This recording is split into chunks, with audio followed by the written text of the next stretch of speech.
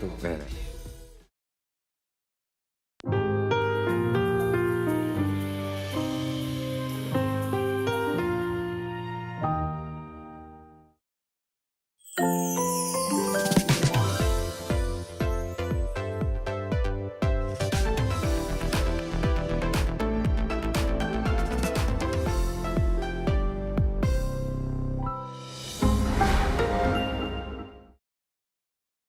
서양 요리는 오직 하나의 주인공을 위한 무대입니다. 완벽하게 계산된 정물화 같죠. 그런데 한식은 밥과 찬이 어우러져 완성되는 한상이 더 중요해요. 마치 자연을 한 폭에 담은 풍경을 같달까요?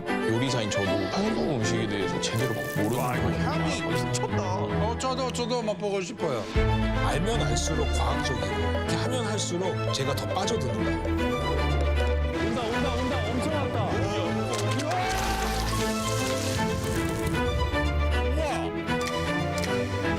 같이 여행을 한번 떠나보시죠.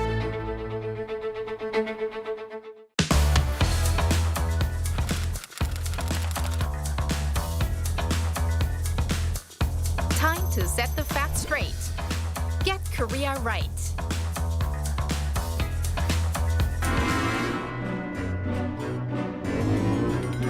안녕하세요. 저는 인도네시아에서 온 방과 회원 무티아라 하이라니입니다. 반갑습니다.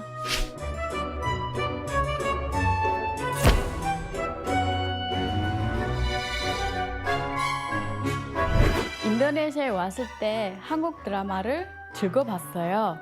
그러다가 한국에 와서 대학을 다니게 됐어요. 한국 사극 드라마도 즐겨봤어요. 왕과 왕비가 살고 그리고 신하들이 회의를 하고 그리고 궁녀들이 일하는 그런 궁궐에 관심이 생겼어요.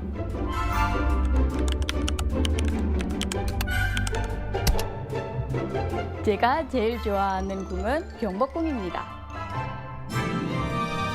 그런데 AI한테 경복궁 그림을 보여달라고 했더니 엉뚱한 그림을 보였다는 제보가 있었어요. 예를 들면 궁 앞에 강이 있고 나룻배가 있다든지 산 꼭대기에 있다든지 이런 오해들.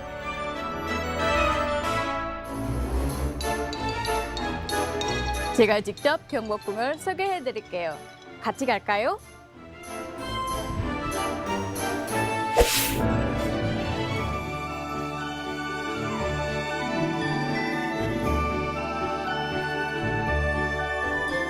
경복궁은 대한민국 역사와 문화의 중심지로 여겨져요. 조선시대 왕실의 위엄과 격식을 제대로 알 수 있는 곳이거든요.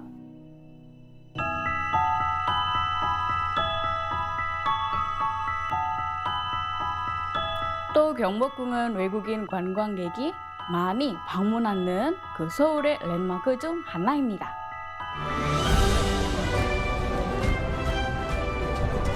제가 경복궁을 사랑하는 이유 이제 아시겠죠?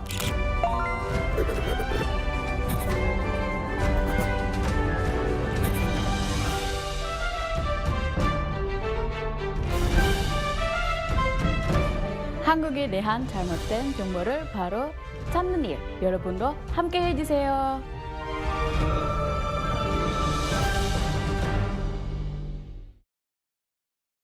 The Korean wave is drawing more fans from all over the world. Local consumer prices continue to hover at the 2% census rate in April. Turning to robots to allow the visually impaired the chance to better indulge in cultural experiences. Like the number of hybrid cars are registered in South Korea has surpassed 2 million using its locally developed Yuri rocket.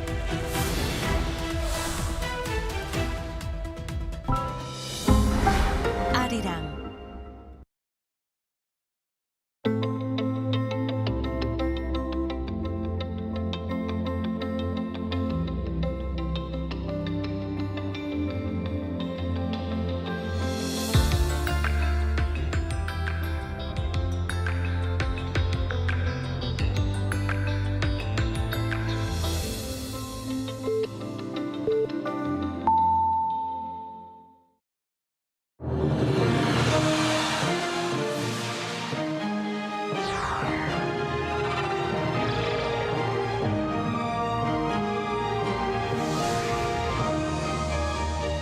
welcome to our morning edition of Arirang News. We begin with these stories making the headlines at this hour. U.S. President Donald Trump has sent conflicting messages on the war with Iran, saying it'll be over pretty quickly, but also adding that the U.S. hasn't won enough yet. He also said he talked to Russia's Putin about the Middle East and said Moscow wants to be helpful. Global oil prices dropped and U.S. stocks jumped in a dramatic reversal as concerns over a prolonged conflict in the Middle East eased, and G7 countries signaled they could release strategic oil reserves. South Korea advanced to the quarterfinals of the World Baseball Classic for the first time in 17 years after defeating Australia by 7-2 last night. The team is set to head to Miami for the quarterfinals taking place on Friday. We begin this morning with U.S. President Donald Trump's conflicting message on the Iran war. In a press conference, he said it'll be over pretty quickly, but added that Washington would strike Iran even harder if needed. He also said he talked to Russia's Putin about the Middle East and said Moscow wants to be helpful. Our Park Jun-an starts us off. U.S. President Donald Trump on Monday told members of the press in Florida that the war with Iran is nearing its end and that it's the beginning of building a new country. They were going to take over the Middle East and they were going to try and destroy Israel. So we stopped it with good timing, and we're very proud to be involved in this, and it's going to be ended soon. And if it starts up again, they'll be hit even harder. Following a reporter's question about what he meant when he stated that the U.S. was already victorious but had not won enough, Trump said that ultimately he wanted to stop Iran from having the capacity to develop weapons that could be used to strike the U.S., Israel, or any U.S. allies. He also reiterated that Iran was preparing to strike U.S. allies and attempt to take over the Middle East if the United States had not acted first. Trump also said he spoke with Russian President Vladimir Putin on Monday regarding the settlement of conflicts in the Middle East and between Russia and Ukraine. He said Putin wants to be helpful with the situation in the Middle East and added that he told Putin that being helpful would be ending the war with Ukraine. Since the war started on February 28th, U.S. and Israeli strikes have hit military command centers, nuclear sites, missile and air defense facilities, and oil infrastructures, severely degrading Iran's military capabilities. Trump said he was disappointed with Iran's decision to appoint Mustafa Khamenei, the son of the former Ayatollah Ali Khamenei, who was killed in an airstrike at the beginning of the war, as the new leader. He also warned Iran against further escalation and hinted at potential U.S. control over the Strait of Hormuz, a key route used for importing over 70% of South Korea's oil. Iran announced plans to expand missile range, power, and frequency as Iran's IRGC Aerospace Force commander Majid Musavi said missiles with warheads under 1,000 kilograms will no longer be launched, signaling a focus on heavier systems. Park Jun-an, Arirang News. And South Korea's foreign ministry has been urging Koreans in 7 Middle Eastern countries affected by the war to leave. But airport shutdowns and widespread flight disruptions are complicating evacuations. We're joined today by Kim Shin-young, who currently lives in Qatar. So, Shin-young, what's it like there in Doha? Have you seen or heard any of these Iranian attacks? So in Doha, when the war or the conflict started on February 28th, myself and other residents have heard loud sounds. But actually in the past few days, it has not been on a single day basis, but was more of a 2-day basis where we have heard loud sounds in the sky. In Qatar at the moment, what the ministry has told us was that there were more than 100 ballistic missiles and around 40 drones that have been targeted to Qatar, mostly to the U.S. base here in Qatar, as well as the Hamad International Airport. For Hamad International Airport, all targets have been eliminated.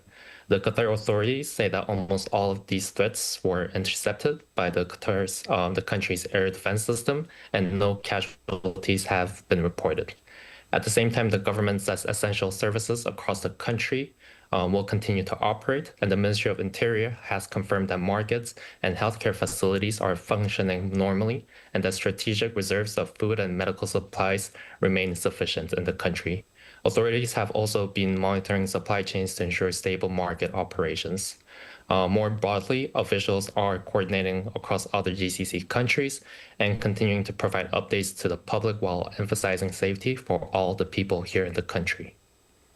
Right, and what has the past week been like for you since this war began, and how has the Korean community there been responding? So for myself, for the past week, I've been staying at home and working remotely. And occasionally I'll go out to get some fresh air and take a walk around. And to be honest, it is a bit of a stressful time here, but I do believe that the government here has taken really good measures to protect not only the citizens, but the residents, as well as other visitors and short-term residents as well.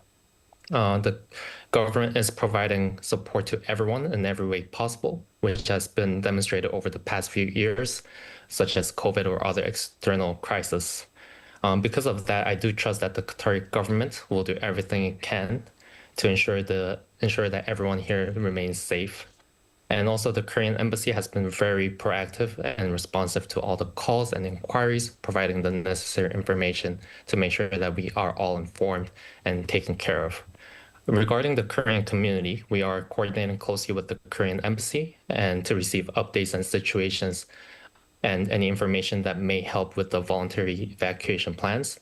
We're also following instructions provided by the Qatari government. And for other Korean communities, we do have mixed opinions.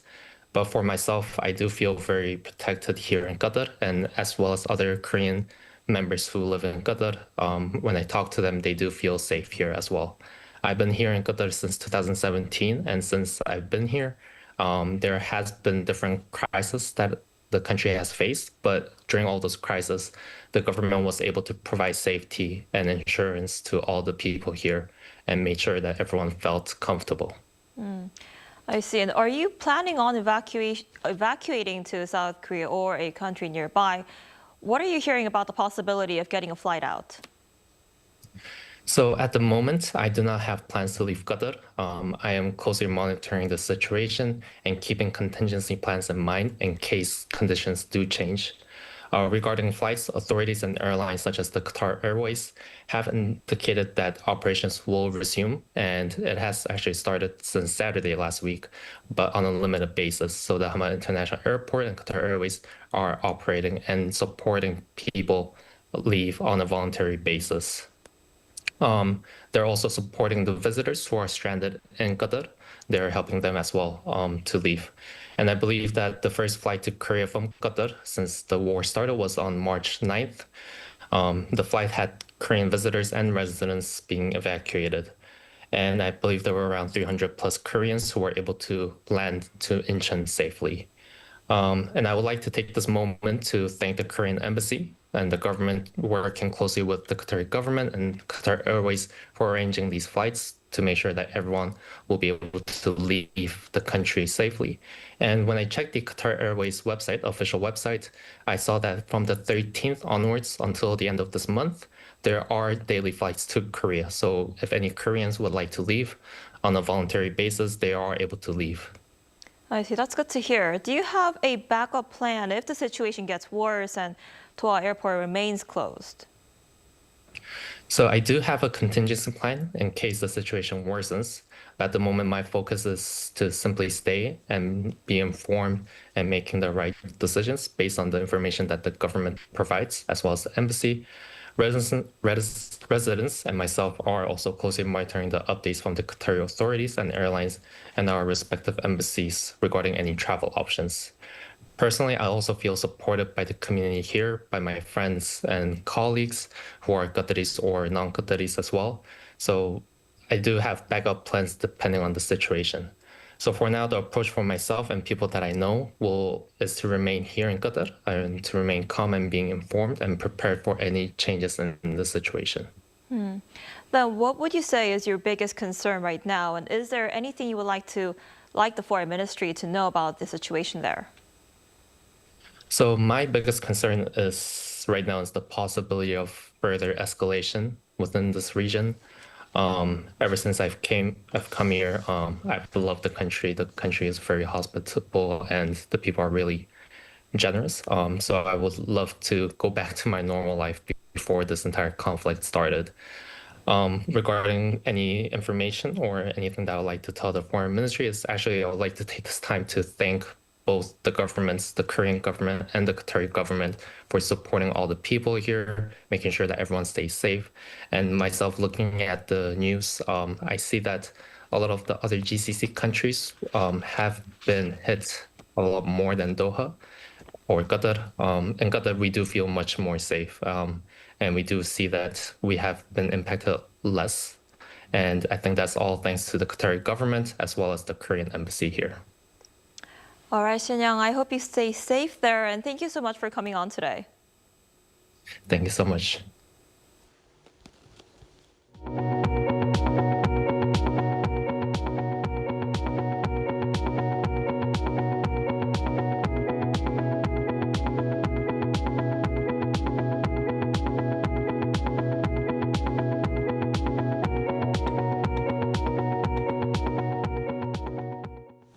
Oil prices and U.S. stocks swung sharply as markets reacted to developments in the Iran war and fears of supply disruptions.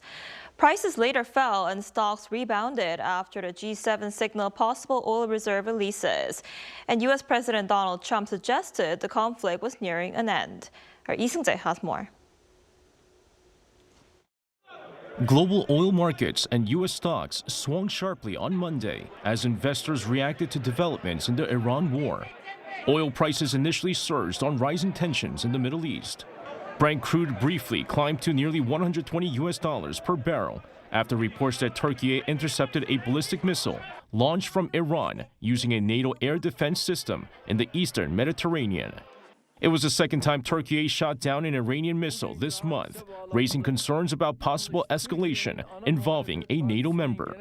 However, prices later reversed after the group of 7 countries signaled a coordinated release of strategic oil reserves if supply disruptions worsen.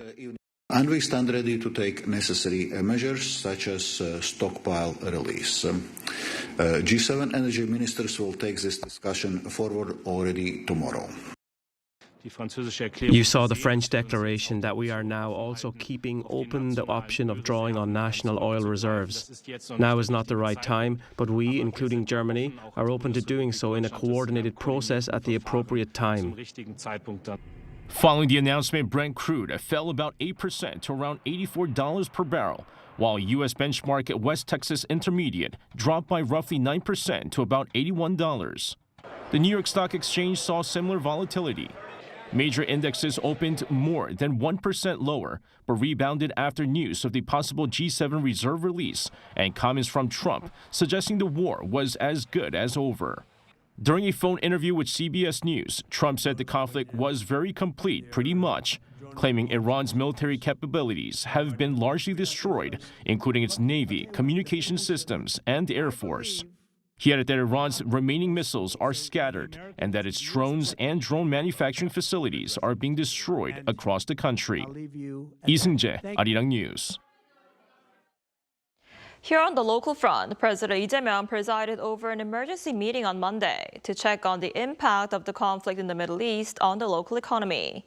He urged for price caps to be placed on oil products to bring down energy costs. Our Blue House correspondent Yoon Jung-min reports. Devising preemptive measures that can cover worst-case scenarios with a sense of urgency.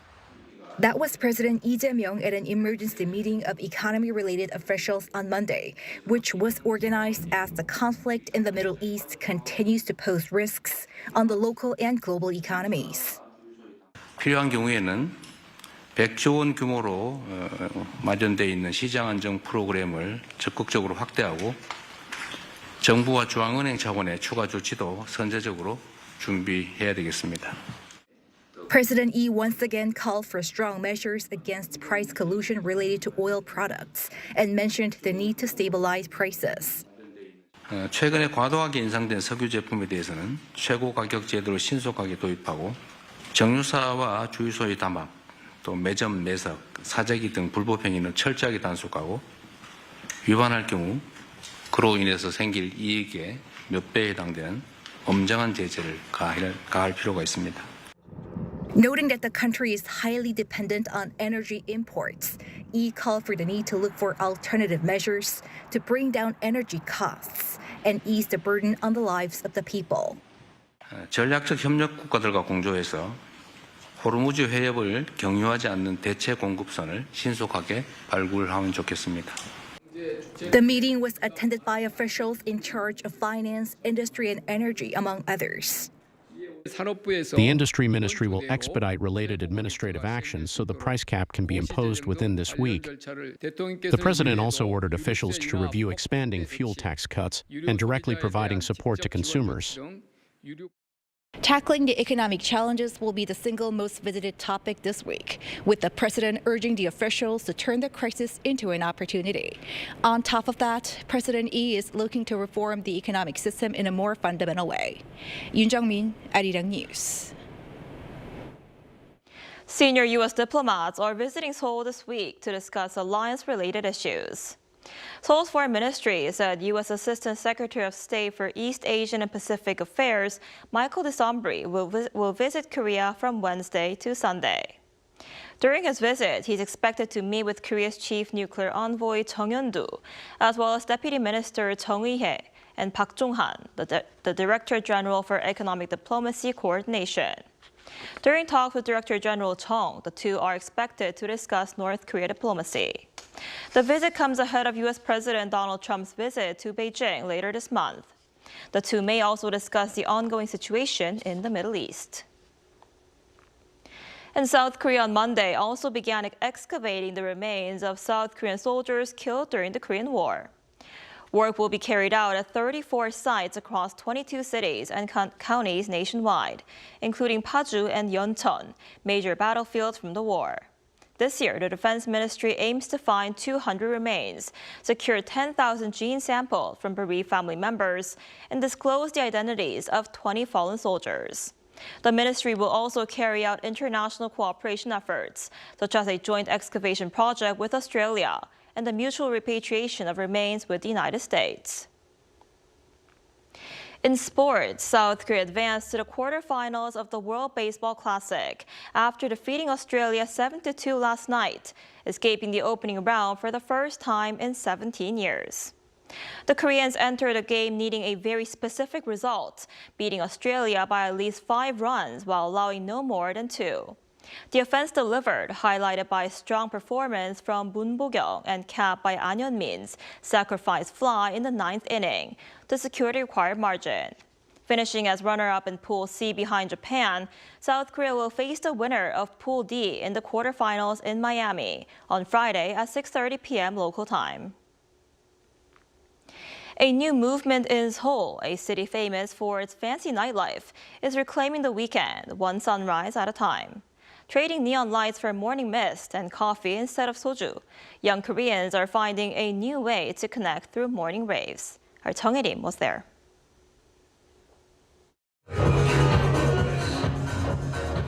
It's 9 a.m. on a Saturday. While the rest of the city is just waking up, this space is already filled with contagious energy.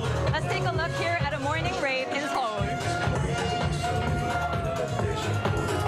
This is the Seoul Morning Coffee Club, a community built around Seoul's growing morning culture, hosting group runs and coffee chats. At a rave SMCC hosted from 7 to 10 a.m. at a hotel rooftop bar in central Seoul, participants dance, chat, and some just vibe with the music. Instead of cocktails or soju, the bar serves fresh juice, coffee, and non-caffeinated drinks, offering a space to connect without the influence of alcohol. The concept mirrors a growing global trend, with similar morning dance events popping up in cities like London and Amsterdam. Since there are so many people I don't know, I wondered if I could really enjoy myself without drinking. But now that I'm here, the atmosphere is great. Dancing and meeting people give me a lot of positive energy. Yeah, I mean, I went both in the nightlife and in the morning life, so it's really different, but at the same time it's also also nice to wake up early and make friends in a different environment. So I like it. The atmosphere is relaxed and respectful without the usual chaos of a night out, just people enjoying the music and each other's company. Club founder Park Jae-hyun says in what many describe as a hyper-individualized society, this community provides a remedy for isolation, allowing people to form healthy bonds through shared activity rather than late-night drinking. I'm a morning person, and because of that, I realized Korea doesn't have a lot of morning activities. I started by searching for cafes that open early and meeting people there. It turned into this huge community, and people seem to find comfort and feel less lonely through these morning interactions. People always say they wish weekends were longer. If you choose to go out in the morning, it'll only be 10 a.m. when you get back home. Korea was once dubbed as the land of the morning calm, but it's a different story for youngsters. For a growing number of young people, mornings are anything but calm. 정혜림, Arirang News.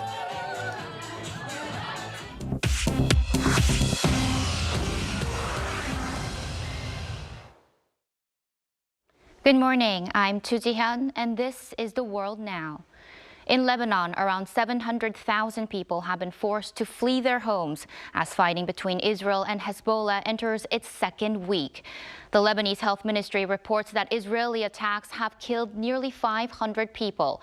Airstrikes on Monday hit 5 branches of a Hezbollah-linked financial institution in Beirut's southern suburbs following Israeli evacuation orders for the area. UNICEF confirms that the displaced in Lebanon include 200,000 children. Meanwhile, Hezbollah fired missiles towards central Israel, triggering air raid sirens in Tel Aviv and Jerusalem. In the U.S., federal prosecutors on Monday charged 2 Pennsylvania men with terrorism-related crimes following an attempted bombing near the New York City mayor's official residence. 18-year-old Amir Balet and 19-year-old Ibrahim Kayumi traveled to Manhattan on Saturday to target an anti-Islam rally at Gracie Mansion. According to federal court records, both suspects cited the Islamic State as their inspiration and expressed intent to carry out a large-scale attack. Police intercepted the improvised explosive devices which contained explosive substance TATP. Mayor Zohran Mamdani, who was not home during the incident, condemned the violence and said that New York City will not tolerate terrorism. AI giant Anthropic has filed a lawsuit to block the Pentagon from placing the company on a national security blacklist. The legal action on Monday follows Defense Secretary Pete Hegseth's decision to designate Anthropic as a supply chain risk after the company refused to remove guardrails against using its AI for autonomous weapons. Anthropic argues the designation violates its free speech and due process rights. The Pentagon maintains that U.S. law, not private companies, determines the use of AI for national defense. Los Angeles police arrested a 35-year-old woman on Monday after she allegedly fired a rifle at pop star Rihanna's gated estate. Authorities responded to reports of 10 gunshots in the Beverly Hills area on Sunday afternoon and recovered a weapon at the scene. Investigators found at least 5 bullet holes in the front gate of the property, though no injuries were reported. The suspect, identified in news reports as Ivana Ortiz, remains in custody on suspicion of attempted murder with bail set at $10 million. It remains unclear if Rihanna or her family were inside the residence at the time. Police have not yet established a motive or a known connection between the suspect and the pop star.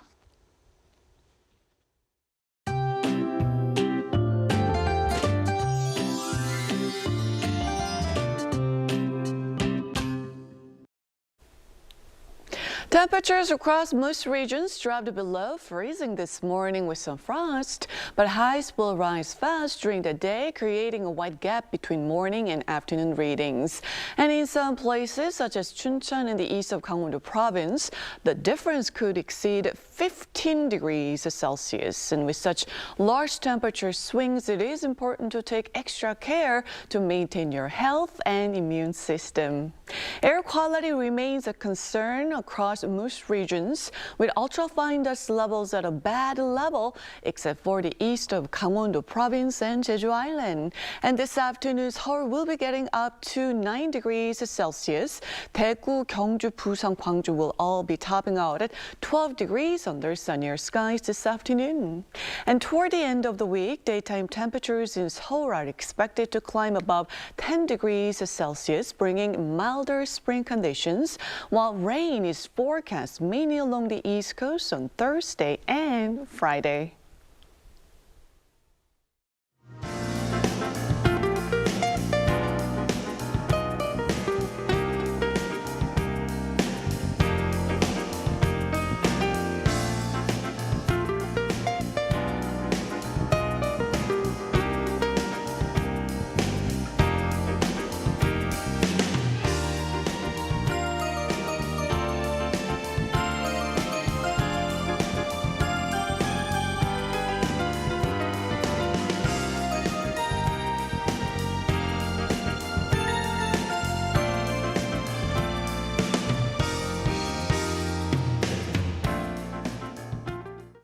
That's all we have for this morning. Arirang News will be back at noon Korea time. Thanks for watching.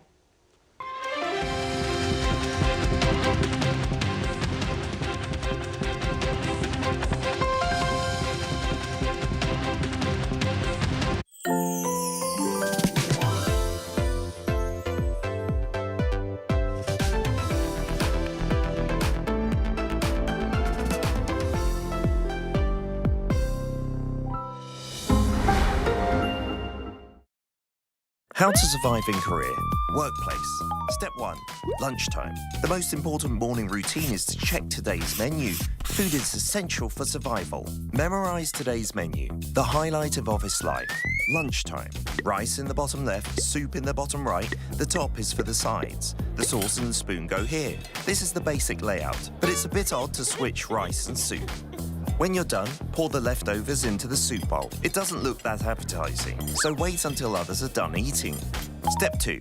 Neng, nep, nenep. These are the most used expressions at work. Choose the most appropriate form. Neng, nep, nenep. Remember that the formal ne can sound a bit stiff. Did you just say yes? Absolutely not acceptable. You want to find the right word for the right occasion. Step 3. Desteria. Desteria is the oasis in the desert. Show them your character. If you're not the diligent type, get a stooky plant. Work is tough. Laugh and the whole world laughs with you. Weep and you weep alone. Stay put, like the stooky that survives in the desert. Hang in there until the end. Of course, you can always quit. You matter more than anything else. Step 4. Survival kit. Every worker needs a survival kit. Survival kit level 1. This position gets the most exposure. Grab one when you need a sugar boost. Always keep a few treats you can offer your co-workers.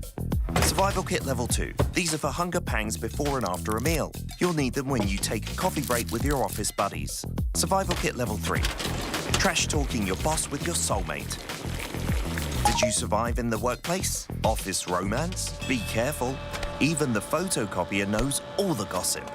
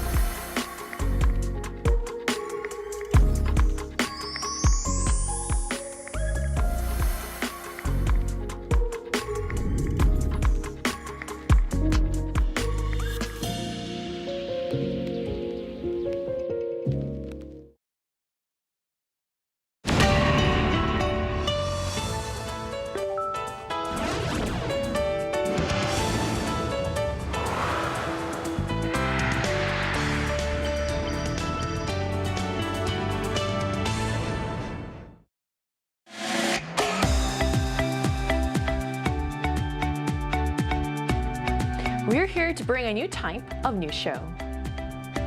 New insight, new styles, and new topics every day. We are New Generation. Bringing news just for you. It's Tuesday, March 10th here in Seoul. I'm Isujin, and this is News Generation. Joining us today is Ki. Good morning. Good morning. And also Julie's with us. Hey. Good morning. And both are here to speak on behalf of people in their 20s and 30s. So it's the second day of the work week, and we're going to talk about a social media trend.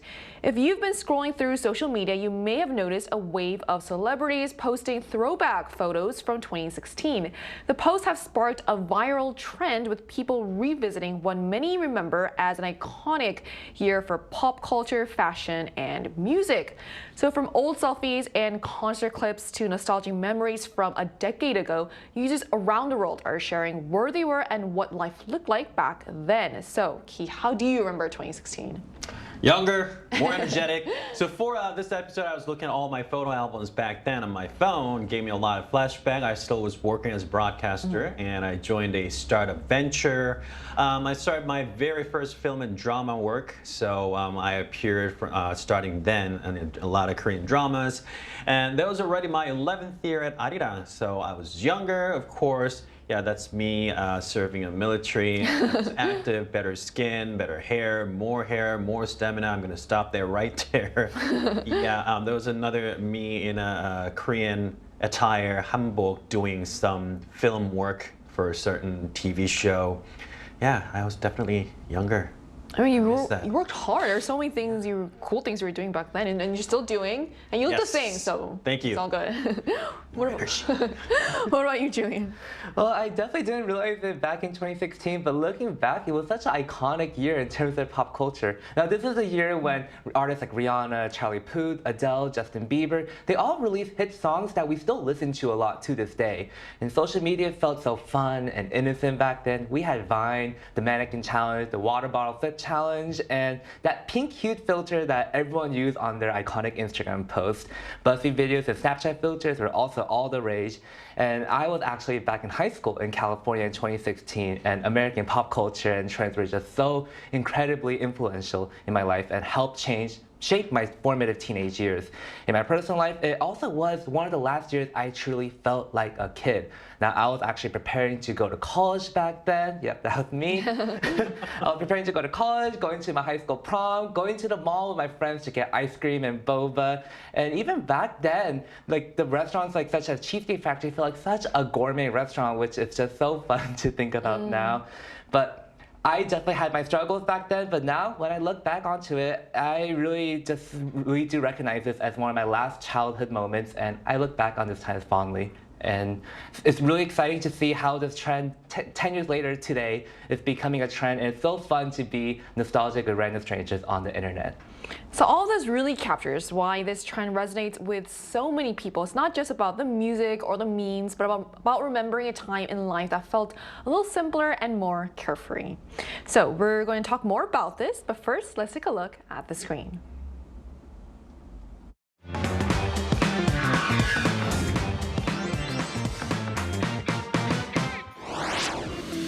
Looking back at old photos often brings a wave of nostalgia, reminding us of where we were and what life felt like at the time. Recently, one particular year has taken social media by storm as people, including celebrities, share throwback photos and memories from 2016. Today on News Generation, we take a closer look at some of the trends that defined 2016, what was popular around the world, what captured the spotlight here in Korea, and what we personally might do differently if we could go back to that year. As I just saw in the video, 2016 is suddenly everywhere online again, with people digging up old photos and memories from that time. So this nostalgia has now turned into a full-blown online challenge. So how big is a 2016 challenge, and why is it trending now, Ki? Well, I'm a heavy user, right? So I've seen all those photos from back then. And from a culture trend perspective, the challenge actually began with Gen Z in the English-speaking world first. So what we started seeing online were a flood of intentionally low-resolution selfies with a yellowish tint along the slightly awkward-looking dog face filters, or like Julian was saying, the pink filter, the kind of aesthetic that almost feels a bit crude or nostalgic by today's standards. The trend quickly gained momentum after Kylie Jenner helped popularize it on social media. Once it took off globally, it naturally spread to Korea as well. K-pop stars such as An Yoo-jin of IVE and Choi of Red Velvet joined the trend by posting their own throwback photos, further fueling the craze among fans. And what's interesting here is the different generational psychology behind it. Many MZers, particularly younger audiences, view 2016 as a strangely nostalgic era. It represents a simpler time in the early social media age before today's ultra-polished aesthetics. The sense of longing is exactly why this retro-style challenge continues to resonate and spread online. Right, so I follow a lot of these celebrities. I follow Kylie Jenner and Hailey Bieber, and for a while my feed was filled with those photos from that time. And people will say you had to be there to know how great it was. So yeah, it's bringing a lot of memories. So it's interesting how those old filters and low-quality selfies, once just casual posts, are now being rediscovered as a whole aesthetic. But beyond the look of those photos, the nostalgia seems to reflect something deeper about the internet back then. So why do so many people feel that 2016 was a more authentic internet era, Julian? Yeah, so many people, including myself, really do feel like 2016 back then was more of an authentic internet era. 2016 was a time when the internet was just simply less sophisticated and less commercialized than it is today. It didn't feel like every single social media post was trying to sell us something or advertise anything. And Vine was actually the perfect example of this. Now, Vine was a social media platform popular back in the day, and it basically just had 6-second clips where people post the most funniest and human-feeling videos, and it's really nostalgic to think about it now. Social media back then was less influenced by algorithms, and it felt like people were just connecting with each other more naturally. Many MZers remember 2016 as a more of an authentic and entertaining era compared to today, when unfortunately AI content is becoming more rapid and therefore losing the human feel when it comes to social media. Now, in the first week of January, searches for 2016 on TikTok surged by over 450%, and over 1.6 million videos reminiscing about 2016 have been uploaded. People miss when the internet felt more innocent, and with today's common struggles and fears that our generation faces, it seems really natural why people really look back to when they felt more younger and free. Right, so those numbers really show how powerful nostalgia can be online. And of course, the year itself was packed with cultural and tech moments that people still remember. So what were some of the biggest trends and moments of 2016 that people are reminiscing about? Yeah, so this is something I could go on and on about. So the popular augmented reality game Pokemon Go was released back in 2016. It was such a big sensation that people actually felt a really strong sense of community and spent more time outdoors, hanging out together and exploring parts of their own city that they otherwise would never go. I remember hanging out with my friends back in the day, going to the local park to walk and hunt for Pokemon. And it was really nice because we get sunshine and explore parts that we would never otherwise go to. And also, this was the year when Apple introduced their AirPods, which helped kick off the widespread use of wireless earbuds. The introduction of this product was so influential and huge because it really influenced how we use our phone 10 years later today. Every single smartphone now doesn't even have an audio jack, and we all use some form of wireless earbuds that was very much clearly inspired by the design language of the original AirPods. And also, when random social media posts became viral, it was way more impactful than it is today. Random people would post something on the internet, and if it became viral, they would just quickly become famous. They would get even invited to talk shows and just simply for their posts. In 2016, people also didn't really meet through apps or social media the way that they do now today. So these are just all pretty much the highlights of 2016. Right, and it really was a time when both tech and pop culture were rapidly evolving. And here in Korea, 2016 also had some defining cultural moments of its own. So what trends or moments stood out particularly here in Korea? Well, just to add that on to what Julian was saying, I still play Pokemon. I didn't really since then. It was of course because of my son, but I remember people flocking into Sokcho, Gangwon State because it was the very first state where they had some of the Pokemon icons are located by the game maker. But from a broader cultural standpoint, 2016 was also a defining moment for Korean pop culture and technology. It was a period when groups like BTS, Blackpink, Twice, and EXO, those big names had just debuted or were rapidly rising in popularity. And BTS did come to Arirang, this very building. I met them. Should have gotten an autograph back then. That's incredible. Yes, and K-pop had not yet reached its current global golden era, but the industry was clearly in a phase of explosive international expansion. The Korean film industry was also experiencing a strong wave of success. Blockbuster and genre films such as Busaneng, Train to Busan, and Goksong, The Wailing, drew massive audiences, demonstrating the global competitiveness of Korean cinema. Television, drama, soap operas were equally influential. Series like 도깨비, Guardian, The Lonely and Great God, 응답하라 1988, Reply 1988, and 태양의 후예, Descendants of the Sun became cultural phenomena across Asia and beyond. And of course, the 2016 was also a landmark year in technology. The historic Go match between AlphaGo and legendary Korean Go player Lee Se-dol captured global attention. In Korea especially, the match became a pivotal moment to dramatically highlight the public interest in AI and the future of technology. And 10 years later, like just yesterday, he had another competition with... Exactly, and now it's working with AI, not going against them. It shows how far we've really come. So looking back, it's remarkable how many global stars and major trends we now take for granted were just beginning to take shape back then. And to get a more personal perspective, we're going to hear from someone who's closely familiar with current trends. And that conversation will take place right after the break, so don't go anywhere.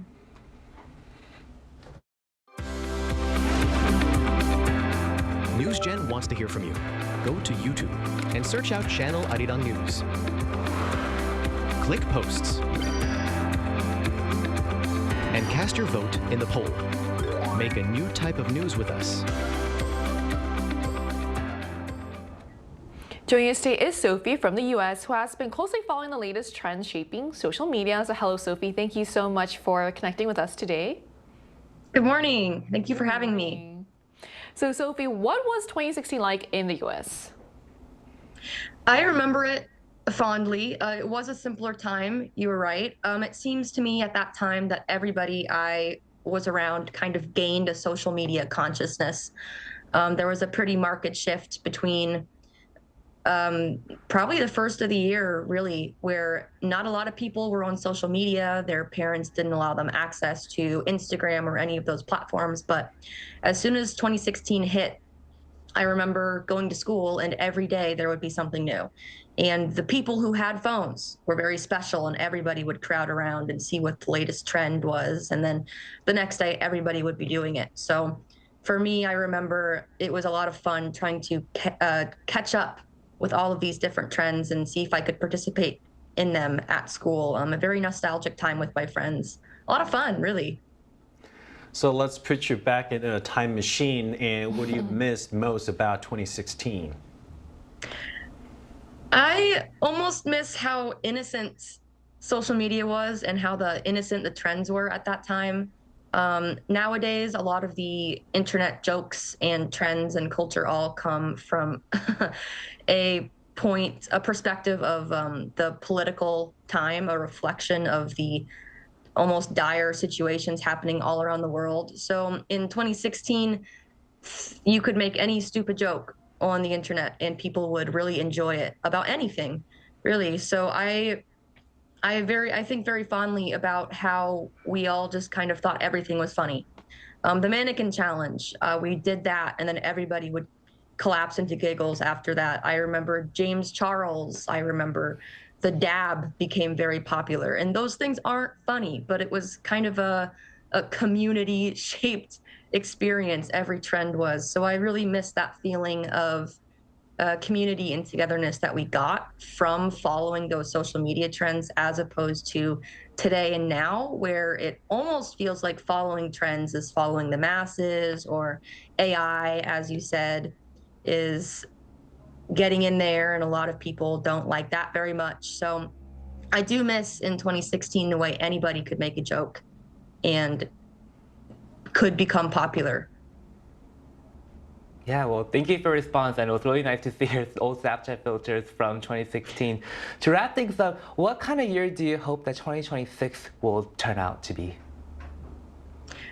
I very sincerely hope that we can see a shift back towards that almost innocent sense of humor. In the past even year, 5 years, the trend has shifted more towards maybe very popular celebrities or a very political driven senses of humor and trends. And I very sincerely hope that we can see a comeback of an internet community where we can all gather together around the same silly joke. TikTok doesn't have the same nostalgic, true internet feeling as Vine does sometimes. It's very difficult to get everybody in on one trend these days, as there are so many different trends that different people are engaging with. So it's very difficult to keep up with all of that. So, you know, as a nostalgic person myself, I do hope sometimes that I can get onto an internet where I'm less overwhelmed with current events, AI takeovers, and all the different trends that are staring me in the face. So here's to hoping for a little peace and stability, and along with that, a return of classic silly humor and internet culture while not everything is so polished. Yeah, I like what you said about community, because I feel like back then, like for example with YouTube, like people were just uploading all kinds of vlogs. You mentioned James Charles, like Emma Chamberlain, like all those, like, you know, there's also like the whole internet apology that with people uploading apology videos. It was just a really exciting, I feel like, time looking back. So yeah, I also hope like this year will be a lot more, you know, there's more sense of community. I think that's a great point. So yeah, thank you so much for sharing your insight with us too. Of course, thank you for having me again. Thank you. So we just spoke with our guest about what 2016 was like in her country, what she misses most about the time, and what kind of year she hopes 2026 will become.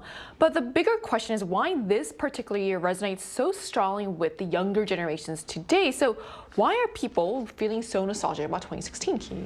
Well, if we zoom out a little, past decade for many M's years has been marked by an intensity of change that arguably exceeds what previous generations went through over several decades.